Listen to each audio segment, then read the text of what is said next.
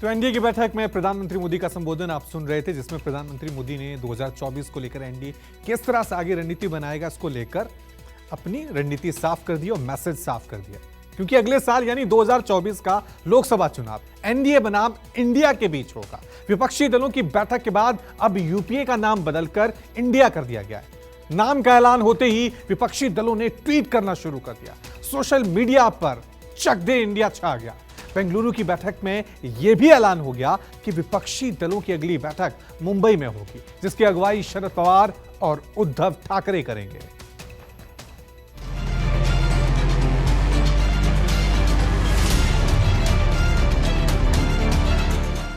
विपक्षी गठबंधन ने नाम ढूंढ ही लिया। 2024 में एनडीए से लड़ेगा इंडिया। बेंगलुरु में 26 पार्टियों के मंथन से अमृत निकला। राहुल गांधी ने भी ली अंगड़ाई। बोले पीएम मोदी से होगी भारत के विचार की लड़ाई। बीजेपी की विचारधारा उनकी सोच के खिलाफ है। वो देश पर आक्रमण कर रहे हैं,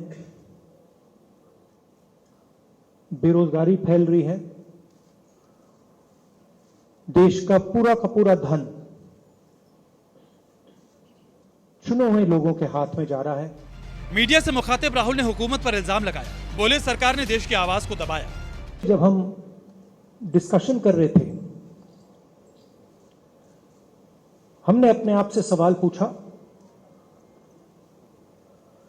लड़ाई किसके बीच में है? यह लड़ाई ऑपोजिशन और बीजेपी के बीच में लड़ाई नहीं है। देश की आवाज को दबाया और कुचला जा रहा है। लड़ाई एनडीए और इंडिया के बीच में है, नरेंद्र मोदी जी और इंडिया के बीच में है,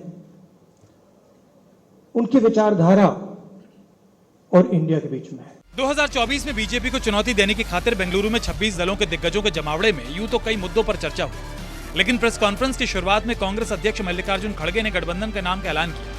एनडीए से लड़ने के नाम पर जमा हुए विपक्षी दलों ने अपने गठबंधन का नाम इंडिया रख लिया। पहले खड़गे ने इसकी बारीकियां समझाई, फिर ममता बनर्जी ने अपनी ख्वाहिश बता दी। एनडीए के खिलाफ इंडिया की जीत की मुनादी भी कर दी। With all 26 parties, a new name is given, that is Indian National Developmental Inclusive Alliance. 11-member coordination committee will be set up. That we will decide shortly, and we are going to meet again. The next meeting will be held in Bombay. देश में जो जिंदगी खतरा में है, चाहे दलित हो, चाहे माइनॉरिटी हो, चाहे हिंदू हो, चाहे मुस्लिम हो, चाहे सिख हो, चाहे ईसाई हो, हम लोगों ने आज सब मिलके एक रियल चैलेंज लिया है।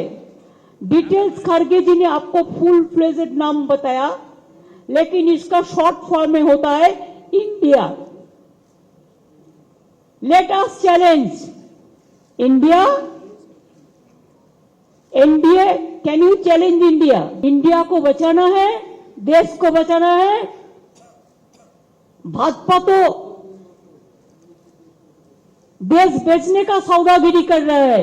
विपक्षी खेमे ने जब तक अपने गठबंधन का नाम भी तय नहीं किया था, पीएम मोदी ने बेंगलुरु की बैठक को भ्रष्टाचारियों का सम्मेलन बता दिया। रफीक शादानी के शेर के जरिए विपक्षी एकता पर तंज भी कस दिया। भारत की बदहाली के जिम्मेदार कुछ लोग अपनी दुकान खोलकर बैठ गए हैं। इन्हें देखकर मुझे एक कविता की कुछ पंक्तियां याद आती हैं। एक कवि महाशय ने अवधी में लिखा था, ये अवधी भाषा में लिखी गई कविता है। गायित कुछ है, हाल कुछ है, लेबिल कुछ है, माल कुछ है।